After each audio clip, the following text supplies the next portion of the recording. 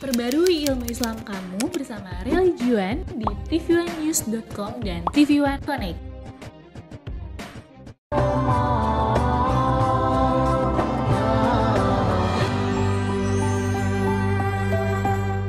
Bismillahirrahmanirrahim. Assalamualaikum warahmatullahi wabarakatuh. Semoga kedamaian, rahmat Allah dan berkahnya dicurahkan kepada para pemirsa TV One dimanapun Anda berada. Alhamdulillahirabbil alamin. Wa bihi nasta'inu ala umurid dunya waddin. Ashhadu an la ilaha illallah wa ashhadu anna Muhammad Rasulullah. Allahumma fasalli wa sallim wa barik ala imamil muttaqin wa qaidil mujahidin sayyidina Muhammadin nabil ummi wa ala alihi wa sahbihi wa man tabi'a hudahum ila yaumiddin, amma ba'du. Para pemirsa TV One yang mudah-mudahan dimuliakan oleh Allah Subhanahu wa taala. Suatu ketika Nabi sallallahu alaihi wasallam menjelaskan bahwa barang siapa yang mengucapkan kalimat la ilaha illallah, tidak ada ilah yang berhak disembah dengan benar kecuali Allah, dengan penuh keikhlasan dalam dirinya, maka dia akan masuk ke surganya Allah Subhanahu wa taala. Al-Imam Al-Bukhari rahimahullah ta'ala meriwayatkan bahwa suatu ketika ada seseorang yang bertanya kepada salah seorang tokoh senior tabi'in yang bernama Wahab bin Munabbih, apakah semudah itu untuk masuk ke dalam surga dengan mengucapkan kalimat la ilaha illallah dengan penuh keikhlasan? Apa kata Wahab bin Munabbih yang tentunya menjadi wawasan bagi kita semuanya? Kata beliau, iya, itu menjadi kunci untuk masuk ke surganya Allah. Tetapi bukankah engkau ketahui bahwa kunci itu ada gerigi-geriginya? Maka kunci itu harus dilengkapi dengan gerigi-geriginya supaya dia bisa membuka pintu jannah. Kira-kira itu ilustrasi yang diberikan oleh Wahab bin Munabbih. Kalau begitu apa gerigi-gerigi kunci tersebut sehingga kita bisa membuka kunci jannah? Maka disebutkan ada 7 gerigi kunci jannah. Itulah yang menjadi materi kita pada kesempatan yang mulia ini. Apa 7 gerigi kunci jannah dalam konteks kalimat la ilaha illallah yang bermakna tidak ada ilah yang berhak disembah dengan benar kecuali Allah Subhanahu wa taala. Gerigi yang pertama dia adalah al-ilmu, ya, al-ilmu. Al-ilmu adalah satu target manusia ketika sebelumnya dia tidak mengetahui. Ketika orang tidak mengetahui, dia dalam kondisi al-jahlu.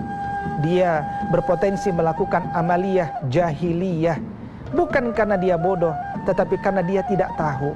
Dan orang yang tidak tahu berpotensi besar dalam kondisi fi dhalalim mubin, dalam kesesatan yang nyata. Karena itu kemudian bagaimana supaya dia bisa melepaskan diri dari potensi kesesatan yang nyata? Al-ilmu, dia harus mencintai ilmu. Karena dengan ilmu terungkap sesuatu tentang Allah. Makanya ketika ditanya apa ilmu yang pertama kali kita kaji, kata Allah Subhanahu wa taala, fa'lam annahu la ilaha illallah. Maka kejarlah ilmu yang paling pertama, ilmu tentang Allah Subhanahu wa taala, ilmu tentang siapa namanya, bagaimana hakikatnya, bagaimana sifat-sifatnya dan seterusnya, sehingga betul-betul kita memiliki kecintaan yang berbasis kefahaman kepada Allah Subhanahu wa taala. Akidah atau tauhid atau iman, dia menjadi pondasi dasar bagi seorang muslim itu. Seorang muslim ketika dia kuat pondasi dasarnya, maka dia akan bangun ibadah di atas pondasi dasar akidah itu. Ketika dia hayati ibadahnya, maka akan muncul perubahan akhlak dalam jiwanya. Akhlak itu hadir ketika manusia menikmati ibadah-ibadah yang dia lakukan untuk mengekspresikan cintanya kepada Allah Subhanahu wa taala, baik ibadah yang bersifat mahdah maupun ibadah yang bersifat ghairu mahdah, baik ibadah yang bersifat ritual maupun ibadah yang bersifat sosial. Karena itu kemudian kalau kita perhatikan Al-Qur'anul Karim sendiri, ya, sebagian besar ayatnya adalah mengandung dorongan untuk melakukan ibadah-ibadah sosial. Ini menunjukkan bahwa fahamlah kita mengapa Nabi Sallallahu Alaihi Wasallam dahulu menjelaskan bahwa innama bu'istu liutammima makarimal akhlak. Aku ini diutus untuk menyempurnakan akhlak orang kafir jahiliyah yang ada sisi-sisi baiknya, tapi disempurnakan dengan cahaya Islam. Akhirnya Arab itu terislamisasikan, bukan Islam yang terarabisasikan. Karena itu apa yang kita lakukan ini bukan gaya orang Arab, karena Arab sendiri sudah terislamisasikan. Dengan apa? Melalui pemikirannya diislamisasikan. Kenapa pemikirannya mau terislamisasikan? Karena dia telah tunduk dan siap diatur oleh Allah Subhanahu wa taala. Ketika orang Arab dahulu yang terkenal sangat keras, yang bisa dikatakan mungkin mustahil untuk menyatukan kabilah-kabilah orang Arab, mustahil untuk mengubah mereka, tapi tidak ada yang tidak mungkin bagi Allah Subhanahu wa taala. Sosok-sosok yang mungkin paling ekstrim di zamannya itu bisa diubah oleh Allah Subhanahu wa taala dengan cahaya Islam. Kenapa orang Arab dulu bisa disebut sebagai sangat ekstrim? Karena wilayahnya mendorong mereka menjadi sosok-sosok yang ekstrim. Kenapa? Jarang terlihat warna pepohonan hijau. Kekayaan yang terbesar adalah oase air. Karena itu ketika ada air di situ kemudian dikuasai, dan di situ kemudian nanti ada usaha untuk menguasai, sehingga muncullah yaitu pertengkaran demi pertengkaran, muncullah kemudian pembunuhan demi pembunuhan. Makanya sampai ada ide dan dilaksanakan oleh orang-orang Arab jahiliyah dulu dengan keyakinannya, kalau bisa janganlah lahir anak perempuan. Kenapa? Kalau lahir anak perempuan tertangkap, malu kita nanti. Karena itu kalau ada anak perempuan mending kita kubur saja hidup-hidup. Tapi Masya Allah, cahaya Islam masuk ke dalam relung jiwa manusia. Mereka yang tadinya tega untuk mengubur anak perempuan yang hidup-hidup, akhirnya kemudian berubah menjadi memuliakan wanita. Wanita-wanita di Arab akhirnya dimuliakan dengan turunnya Islam. Perbudakan kemudian dihapuskan. Orang Arab yang tadinya tidak mau tersenyum, akhirnya mereka jadi tersenyum. Karena Nabi mengatakan, tabassumuka fi wajhi akhika laka sadaqah. Senyummu itu sedekah. Orang Islam yang tadinya tidak mau mencium anaknya, akhirnya mau mencium anaknya. Nabi katakan, man la yarham la yurham. Mereka yang tidak mencintai, maka mereka tidak akan dicintai. Pelan-pelan terjadi perubahan paradigma berpikir dari orang-orang Arab dulu. Kenapa? Setelah mereka punya ilmu. Karena itu kemudian ilmu ini penting untuk menjadi pondasi dasar bagi manusia dalam berislam. Karena manusia yang berilmu, maka dia tentu dia ingin beribadah dengan benar. Tetapi orang-orang yang menjadi ahli ibadah belum tentu dia beribadah di atas ilmu. Pada 2 segmen berikutnya kita akan lanjutkan 6 gerigi kunci berikutnya. Setelah pada segmen ini kita belajar gerigi yang pertama, yaitu al-ilmu, yang mengubah jiwa manusia dari al-jahlu, dari tidak tahu, dari berada dalam kondisi kesesatan yang nyata, berada dalam kondisi kedamaian berislam. Aqulu qauli hadza wa astaghfirullah li wa lakum.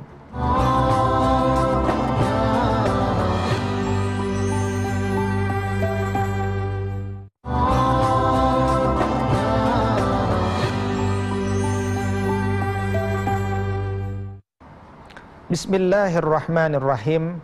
Pemirsa TV One yang kami doakan mudah-mudahan senantiasa berada dalam keberkahan dan kemudahan dalam kehidupan di dunia ini. Kita masih melanjutkan kajian kita tentang 7 gerigi kunci jannah sebagaimana disebutkan oleh Wahab bin Munabbih, bahwa gerigi yang kedua yang hendaknya kita hadirkan dalam kunci la ilaha illallah untuk memasuki surganya Allah Subhanahu wa taala itu adalah yang kedua al-yakin. Yaitu kedua adalah al-yakin, yaitu keyakinan. Bagaimana kemudian iman kita kepada Allah Subhanahu wa taala itu tidak boleh ada keraguan sedikit pun. Allah katakan innamal mu'minuna alladzina amanu summa lam yartabu. Ya. Bahwa orang-orang beriman itu adalah orang-orang yang beriman kepada Allah dan kepada Rasulnya, dan dia tidak ragu sama sekali, tidak ada syak dalam dirinya, dia betul-betul yakin. Karena itu sampaikanlah kalimat la ilaha illallah itu dengan betul-betul penuh keyakinan yang mendalam kepada Allah Subhanahu wa taala. Bahkan ketika kita membaca Al-Quranul Karim, Allah katakan zalikal kitabu la raiba fihi hudan lil muttaqin. Kitab Al-Quran itu tidak ada keraguan di dalamnya. Sebagai apa? Sebagai petunjuk bagi orang-orang bertakwa. Jangan pernah ragu sedikit pun, sedetik pun.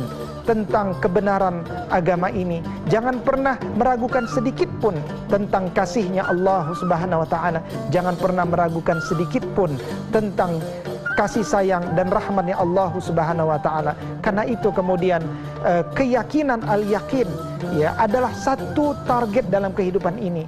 Ya, agar kemudian manusia mampu menambahkan gerigi yang kedua dalam kunci menuju jannahnya. Apa gerigi yang ketiga yang dapat dia penuhi dalam gerigi kunci tersebut? Yaitu yang disebut sebagai al-ikhlas. Ya, al-ikhlas. Al-ikhlas ini adalah lawannya asyirku dan ar-riya. Ya, dia lawannya syirik dan riya. Ya, ketika kita betul-betul mengimani kepada Allah Subhanahu wa taala, maka sejatinya kita menjauhkan diri kita kepada apapun selain Allah Subhanahu wa taala. Kita tidak mengharapkan apapun selain Allah Subhanahu wa taala. Bukankah sesungguhnya Allah mengampuni semua dosa manusia kecuali ketika orang itu wafat dalam kondisi syirik kepada Allah Subhanahu wa taala. Karena itu jangan pernah gadaikan iman kita dengan sesuatu yang sedikit. Karena sesuatu yang paling mahal dan paling berharga dalam jiwa kita adalah keyakinan kita kepada kebenaran agama ini, keyakinan kita kepada eksistensi dan wujud daripada Allah Subhanahu wa taala. Bagaimana dengan riya? Riya ini adalah satu amalan di mana manusia melakukan sesuatu untuk mengharapkan ridho manusia. Ketika manusia mengharapkan sesuatu dari manusia, maka pada saat itu dia telah menomorduakan Allah. Allah tidak ingin dinomorduakan, bahkan disamakan saja dengan makhluknya. Allah menolak. Karena itu tidak pantas manusia untuk mengharapkan ridho manusia. Ridho Allah Subhanahu wa taala menjadi satu hal yang paling kita rindukan bersama. Ya, kata Fudail bin Iyad, kalau engkau hendak melakukan satu kebaikan, tapi kemudian engkau meninggalkan karena manusia, justru engkau telah melakukan kesyirikan itu sendiri. Justru apa yang kita lakukan ketika kita hendak melakukan dan kita khawatir disebut riya, berlindung kepada Allah. Berlindung kepada Allah, ya, bacalah ta'awuz, luruskan niat, lanjutkan. Jangan pernah hentikan perbuatan baik karena khawatir disebut riya. Karena memang yang namanya syaitan akan selalu menguji ketulusan dan kebersihan jiwa manusia. Karena itu tugas kita setiap hari adalah memperbaharui niat kita, menguatkan motivasi kita hanya untuk Allah Subhanahu wa taala. Ya, pada gerigi yang ketiga ini al-ikhlas, ya, sebagaimana ada surat al-ikhlas. Bagaimana kemudian surat ini kenapa senang dibaca oleh beberapa sahabat Nabi, ya? Mereka senang membaca surat ini dalam salat-salat mereka karena menguatkan, ya, iman mereka kepada Allah Subhanahu wa taala. Ikhlas ini bermakna dia melakukan sesuatu hanya mengharapkan ridha Allah Subhanahu wa taala, tidak mengharap apapun kecuali Allah Subhanahu wa taala. Ini gerigi yang ketiga. Apa gerigi yang keempat? Yaitu gerigi as-sidqu, yaitu membenarkan. Ya, lawan daripada as-sidqu adalah al-kadzabu, yaitu mendustakan. Ya, lihat, perhatikan dalam Quran surat Al-Munafiqun. Di awal surat Al-Munafiqun ayat pertama Allah Subhanahu wa taala katakan, Bismillahirrahmanirrahim.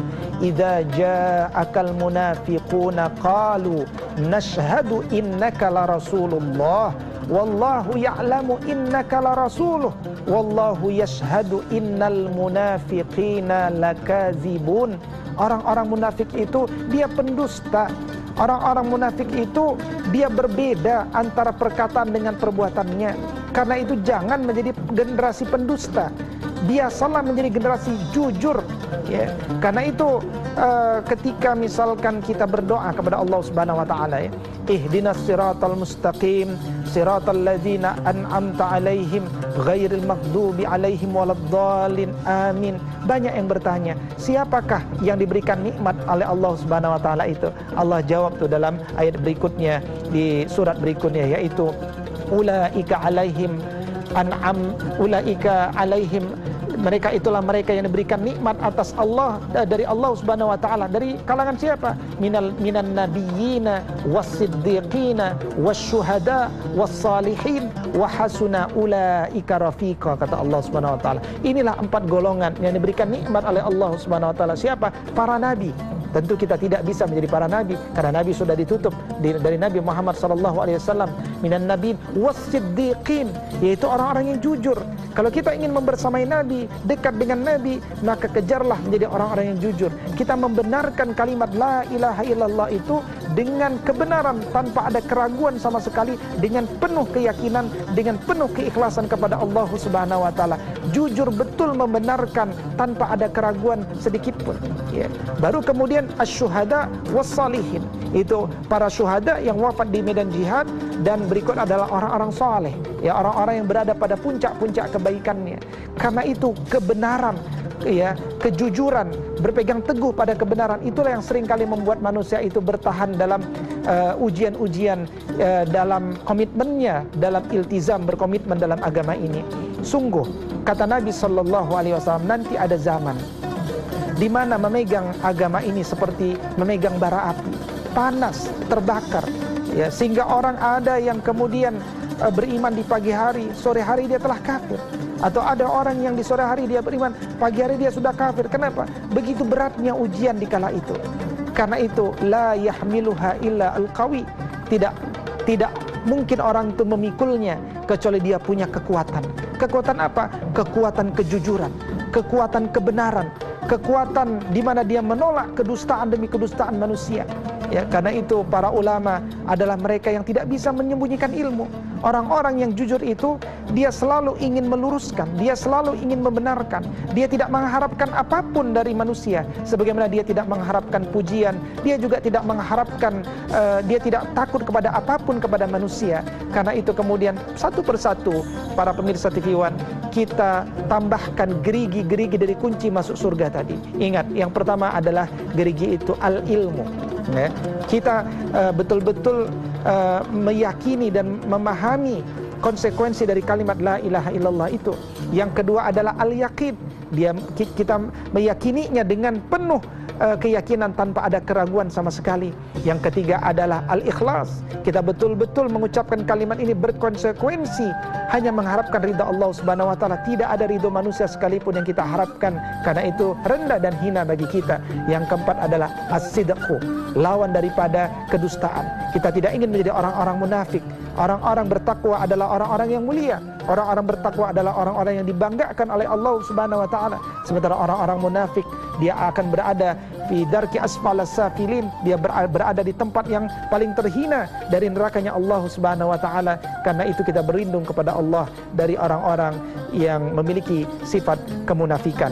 Pada segmen yang terakhir, kita akan mencoba mengkaji bagaimana 3 gerigi lainnya sehingga genaplah 7 gerigi kunci jannah ini. Kalau kita telah mengetahui 7 gerigi ini, maka pelan-pelan kita jadi punya ilmu bagaimana untuk menerapkannya dalam kehidupan kita, bagaimana menyempurnakannya dalam kehidupan kita, dan mudah-mudahan usaha kita untuk memenuhinya itu dimudahkan oleh Allah Subhanahu wa taala. Tetap dalam program ini pada segmen berikutnya.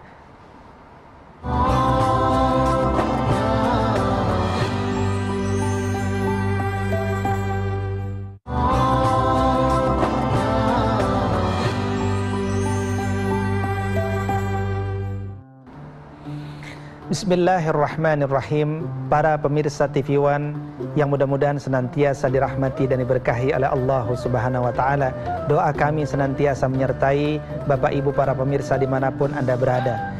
7 gerigi kunci jannah, 4 telah kita pelajari, yaitu al-ilmu, al-yaqin, al-ikhlas, dan as-sidqu. Apa 3 lagi yang penting untuk kita penuhi? Yang kelima adalah al-mahabbah, yaitu cinta, ya, yaitu cinta. Kita mengucapkan kalimat la ilaha illallah itu, apakah sudah penuh cinta atau tidak punya rasa sama sekali? Nabi SAW mengingatkan kepada kita, hendaknya engkau itu beriman sampai pada fase halawatul iman, manisnya iman, zaqa ta'mal iman, ya, terasa nikmatnya iman, sampai kemudian kita dengan lepas mengucapkan raditu billahi rabbah, aku ridho Allah itu sebagai Rabb, wabil islami dina, aku ridho Islam itu sebagai agamaku, wabi Muhammadin nabiyya wa rasulah, aku ridho Nabi Muhammad sallallahu alaihi wasallam itu nabi dan rasulku. Karena itu ketika kita begitu lepas, begitu nikmat mengucapkan kalimat itu, disitulah ada kesan bahwa kita ini telah mulai menapaki jalan mahabbah. Perhatikan dalam Al-Quran surah Al-Baqarah surat kedua ayat ke-165 misalkan, Allah subhanahu wa ta'ala katakan, wa minan nasi may yattakhidhu min dunillahi andada yuhibbunahum kahubbillah walladzina amanu asyaddu hubban lillah, ila akhir ayat. Di antara manusia, kata Allah subhanahu wa ta'ala, ada yang mengambil hal-hal yang remeh-temeh, ya, sebagai Tuhannya, sebagai saingan-saingan Allah, ya, mungkin patungnya, mungkin pangkatnya, mungkin jabatannya, mungkin wanitanya, mungkin apa-apa yang membuat dia menomorduakan Allah subhanahu wa ta'ala. Mereka mencintai apa-apa yang tadi saya sebutkan seperti mereka mencintai Allah. Allah tidak suka. Justru ada orang-orang beriman yang mencintai Allah jauh melampaui kecintaan mereka kepada apapun dan siapapun. Inilah mahabbah, inilah cinta, inilah yang kemudian membuat manusia itu betul-betul meninggalkan al-karhu, meninggalkan kebencian, meninggalkan penolakan, ya. Kita sampai pada titik lepas, kita sampai pada titik kemudian kita ini menikmati kalimat la ilaha illallah itu dengan penuh cinta. Orang yang cinta, dia tidak lagi dibatasi dengan angka-angka, meskipun dia menghormati angka-angka. Orang yang cinta, maka dia akan melakukan segala sesuatu itu dengan penuh kenikmatan. Para sahabat Nabi ketika mereka telah mencintai agama ini, dia siap untuk berjuang untuk mendapatkan cinta ini. Kalau kita lihat misalkan antara Muhajirin dan Ansor saja misalkan, dapat kita lihat bagaimana Nabi SAW sangat jarang memberikan kepada orang-orang Ansor.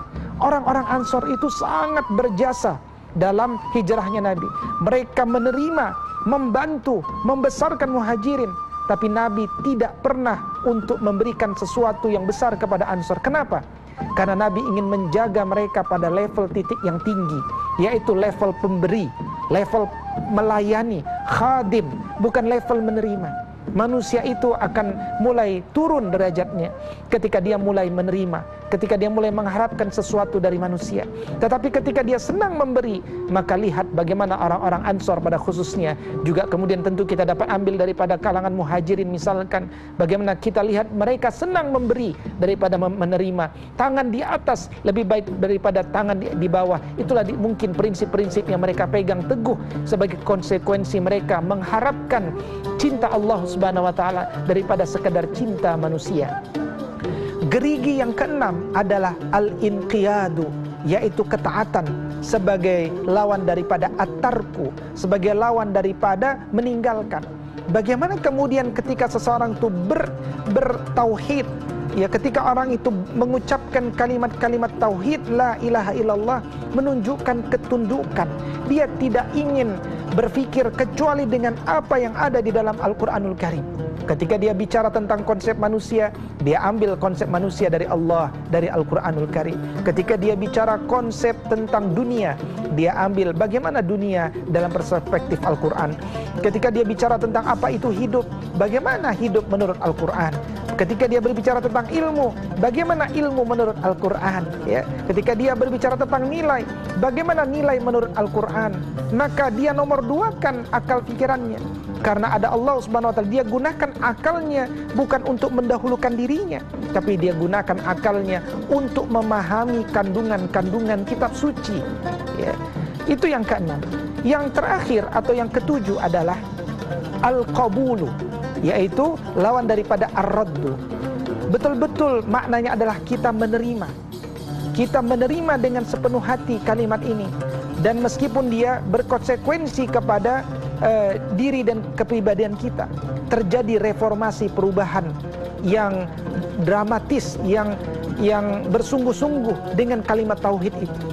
Bagaimana kemudian manusia dulu ada yang senang berzina, kemudian dengan kalimat ini mereka tinggalkan zina.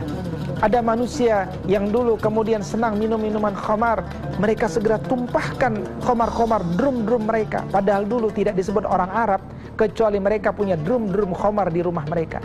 Tetapi begitu Allah haramkan khamar, pada saat itu mereka tidak ada salam perpisahan dengan khamar. Mereka langsung tuangkan khamar itu. Laksana Madinah itu seperti anak-anak sungai khamar, kira-kira ilustrasi pada masa itu. Kenapa? Mereka ingin bersegera dalam ketaatan. Inilah makna qabul, makna ketika di mana manusia itu ingin bersegera dalam ketaatan demi ketaatan. Maka 7 gerigi kunci jannah ini pelan-pelan para pemirsa semua kita sambung dalam kunci kita masing-masing. Melalui kalimat la ilaha illallah ini, sampaikan kalimat la ilaha illallah. 1 dengan ilmu, 2 dengan penuh keyakinan, 3 dengan penuh keikhlasan, 4 dengan penuh kejujuran, 5 dengan penuh cinta, 6 dengan penuh ketundukan, dan 7 dengan semangat penerimaan 100%, menerima kepada apa seluruh konsekuensi dari Allah Subhanahu wa taala. Mudah-mudahan Allah Subhanahu wa taala mudahkan kita untuk mencapai hajat hidup kita. Bismillahirrahmanirrahim. Allahumma la sahla illa ma ja'altahu sahla. Rabbana habib ilainal iman wa zayyinhu fi qulubina wa karrih ilainal kufra wal fusuqa wal isyan waj'alna minar rasyidin. Rabbana atina fid dunya hasanah wa fil akhirati hasanah wa qina adzaban nar. Walhamdulillahi rabbil alamin. Aqulu qawli hadza wa astaghfirullah li wa lakum wallahu muwaffiqil aqwamit thariq. Assalamualaikum warahmatullahi wabarakatuh.